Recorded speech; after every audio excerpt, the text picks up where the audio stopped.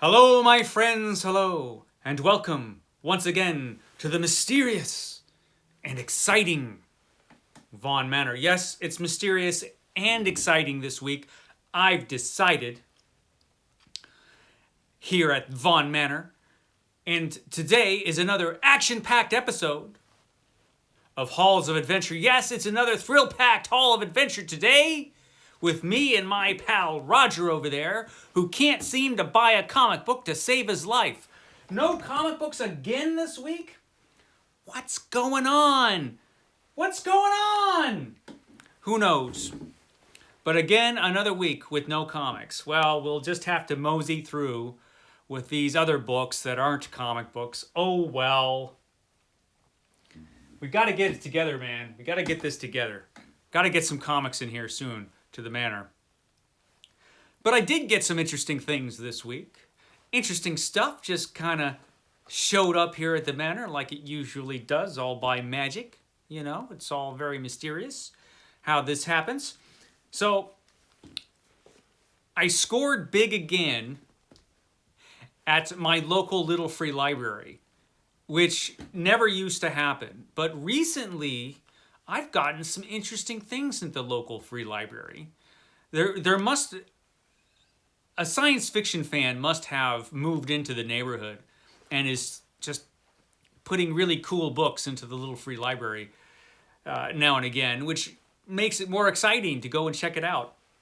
But I got something really, really cool this week, and I was really excited to find it at the little free library, and that would be this book. This is The Twilight Zone Companion by Mark Scott Zicree. I have another edition of this somewhere, but it's not nearly as cool as this one.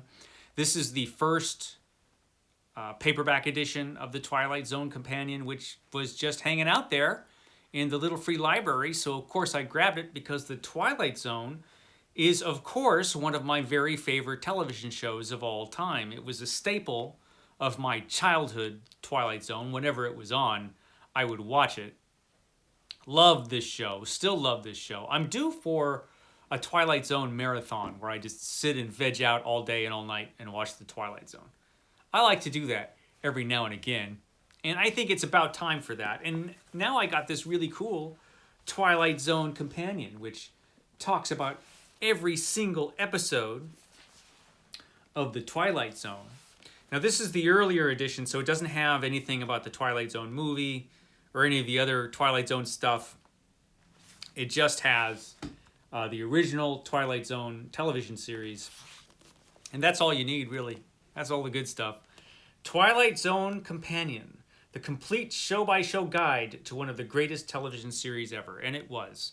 What a great show this was. So yeah, the Twilight Zone Companion. Who would think that I would find this in a little free library? Not me, that's for sure.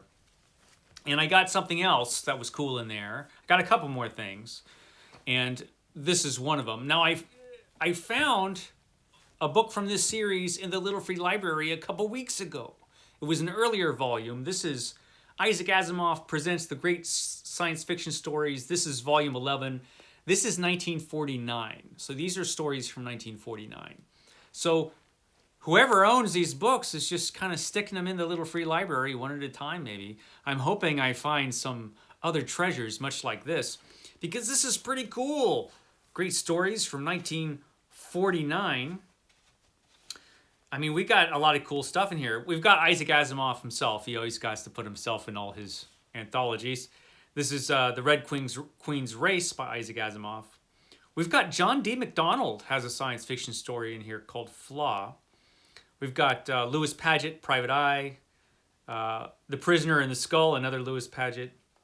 Lewis Paget, that's a pseudonym for somebody, but I'm blanking out on who it is. I'll remember as soon as I'm done with this. But I'm pretty sure that's a pseudonym for somebody else, unless I'm completely wrong. I'll find out after I'm done filming this. We've got Alien Earth by Edmund Hamilton. Great pulp science fiction writer, Edmund Hamilton. We've got History Lesson by Arthur C. Clarke. Eternity Lost by Clifford D. Simak. Good stuff in here. The Only Thing We Learn from C.M. Kornbluth. Kaleidoscope by Ray Bradbury, and Cold War by Henry Kuttner. Good stuff in here, man. Isaac Asimov. Good anthology. So this was cool to find this in there. This next thing is an interesting thing. I found this in the Little Free Library too. I'm not a religious man at all. I'm the opposite of religious. But I did pick up the Dog Bible. It's okay. It's non-denominational. This is the Dog Bible. Everything your dog wants you to know. Everything. I don't know which dog wrote this book. Oh, it's Tracy Hotchner. Tracy Hotchner. That must be Tracy there. Tracy Hotchner wrote this book to tell all of us humans what the dogs need. And it's full of interesting things. Misconceptions about neutering, for one thing. But there are misconceptions about that. Cushing's disease, that's important to know. I had a dog with Cushing's. All kinds of stuff in this Dog Bible. It's full of dog information. So that's awesome because I always seem to have dogs living in the manor. I don't know why, but dogs are always here. So it's good to have this ancient religious text, the Dog Bible, here to consult about that stuff. So that was a good find. That was pretty cool. Okay, what stuff did Roger actually purchase? Roger does all the purchasing around here. I'm much too tight with my cash. I'm too cheap to buy any books. But Roger, he's got all that gold lying around from ancient Egypt. He's got to spend it on something. So in the mail, I got the Edge. I got Edge. I recently showed you all the 9 tons of Edge books. I think it was the last Hall of Adventure. But it was missing some, and one of the missing ones was number 2, 10 grand, Edge 10 grand. This is a pulpy Western series written by this English guy, George G. Gilman. So now I got volume 2. There's a few other volumes that'll be floating in here to the manor. This is really, most of the heroic figures in the stories of our early days as a nation were known for their ideals and sense of honor. Not Edge. Most heroes give their enemy a sporting chance. Not Edge. Respectful to ladies? Kind to animals? Clean living? Definitely not Edge. So yeah, this series is going to be awesome. Criminale talks about this series all the time. So yeah, slowly I am completing my Edge collection. I will have the entire Edge saga soon. And won't that be amazing when that happens? Okay, what else did I get in here? I got a few more books that are interesting. I got this old copy of Micah Clark by Sir Arthur Conan Doyle, who is, of course, the author of Sherlock Holmes. But Sir Arthur Conan Doyle, man, he wrote a lot of books. I mean, a lot of books. And you find very few of them in print. You can get them all on ebook. And I would recommend that you read this guy's stuff, Sir Arthur Conan Doyle. He was a fantastic writer, a great storyteller. Just a natural storyteller, this guy, I think. And Micah Clark is one of his historical novels. He took his historical writing, his historical novels, very seriously. And this is one of them, Micah Clark. And this happens to be one of the books I haven't read. I haven't read Micah Clark. And I have this really nice edition now that I got for $8, and it's got the nice end papers there. This is illustrated by Henry C. Pitts. This one was published in 1929. It's got that cool title page there with the illustration. This is one of those old-timey books that has the illustrations throughout, and that's how this type of book should be. So this is a really cool find. I was really happy to get this. And I'm looking forward to reading this because, like I said, Sir Arthur Conan Doyle, man, really, really great writer. And he should be known for more than just Sherlock Holmes. So, yeah, Micah Clark. This should probably still be in print. It should be, but it isn't, I don't think. But like I said, you can always get this on the ebook for, well, nothing. It's in the public domain. So there's that. Then I picked up Larry McMurtry's The Streets of Laredo, The Streets of Laredo, which is the sequel to Lonesome Dove, which I am reading right now. And I read the first part of Lonesome Dove, first 200 odd pages of Lonesome Dove. And I was being kind of contrary when I started reading it. I was like, this book isn't going to be the best Western of all time just because it's so damn long. It's probably overrated, but it's not. It's great. Lonesome Dove is great, man. That's a great book. And so, of course, I'm going to want to read more after I finish it. And Streets of Laredo is the fourth in the series, but I think it was the second of the Lonesome Dove books published, unless I'm wrong. Anyway, this comes after Lonesome Dove. And then after I finish this, I will go and read the earlier books in the Lonesome Dove saga. But yeah, Streets of Laredo. I noticed this one is much shorter. Much shorter, this one. And it's probably not as good because, how can it be? How can it be good as Lonesome Dove? That seems impossible. But I'm sure it's well worth reading. And so I look forward to reading it. So yeah, Streets of Laredo, Larry McMurtry. It should be awesome. So I got that. Then some science fiction here, and this is science fiction. When was this published? The 50s, right? Yeah, this was published in Great Britain in 1954. This is Startling Stories from 1954. Another science fiction anthology. This one is compiled by Samuel Mines. Samuel Mines, that's a great name. And this is actually in pretty nice shape, this book. Startling Stories.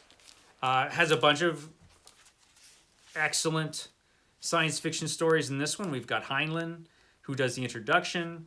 We've got The Wages of Synergy by Theodore Sturgeon. Who else is in here? Naming of Names by Ray Bradbury. Jack Lewis does Who's Cribbing. Arthur C. Clarke with 30 Seconds, 30 Days. Jack Vance is in here with Noise. Edmund Hamilton, his story, What's It Like Out There? That's anthologized a lot because that one's really good. So there's a bunch of cool stories in this old anthology from Great Britain from 1954, and it's in awesome shape. I was really happy to find this one for cheap. I got this one cheap too, so this is pretty cool. The cover's a little boring, but so what? It's a great anthology, it looks like.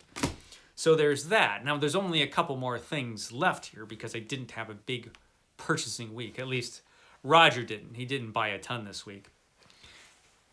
He should have bought comic books, but I'm not going to get on him about that. This next one looks really cool. This is a cheesy looking and a trashy looking old historical novel. A pulpy historical novel. This is Lysander, a spectacular novel of love and war in the ancient world. This is by F. Van Wyck Mason. F. Van Wyck Mason. Has anybody ever heard of this guy or this book? This is one of those books where maybe Steve Donahue has read it and nobody else has. I, Lysander, king of Chios, swear before the altar of Athena to avenge the rape of my sisters, despoiled by the Persian barbarians, to see Persia ruined or die in the attempt. Well, he didn't see Persia ruined, so... Anyway, it's just a cool little pulpy, trashy historical novel. At least it looks that way. So, of course I got it. Look at this. Look, how can I not? How can I not get this? This is awesome. So, yeah, I was happy I found this. And how much did I spend on this? $6? Yeah, $6. So, there you go. Lysander. Now, I always save the thing I'm happiest about getting for last. It was almost the Twilight Zone companion. It probably should have been that. But I was pretty happy to get this next one, too, because I've been intending to get this book forever and haven't. And then I found it at a really reasonable price used, so I picked it up, and it's gigantic. This is The Great Book of Amber by Roger Zelazny. Always happy to get more Roger Zelazny, and this is the complete Amber Chronicles, volumes 1 through 10, and it's gigantic. How many pages is this damn thing? It's 1,258 pages. You know, it's very big, this book. So it's the great book. It's great. It says it's right. It says it's great right there at the top. It's great. It's the great book of Amber. And so, yeah, I've been wanting to get this forever because I've been wanting to read this series forever. And this is the book I wanted to get, and I've got it. So there you go. Now, I've gotten some mixed reports on this series. I'm told that by various readers that some of the books in the series are great and some are not so great. If you have an opinion, let me know, because I have not read any of these. I have not read any of the complete Amber Chronicles. So it's about time I do, right? So here it go. I have a gigantic copy of the Great Book of Amber, which I was very happy to get, like I said. So I got some cool stuff, you know? Got the Dog Bible, Great Book of Amber, got the Twilight Zone Companion. I mean, this is just... So yeah, I got some good stuff. So I'm pretty happy with this week, except for the whole no comic book thing again. But we'll see how next week goes. We'll see. Okay, guys. I will catch you next time.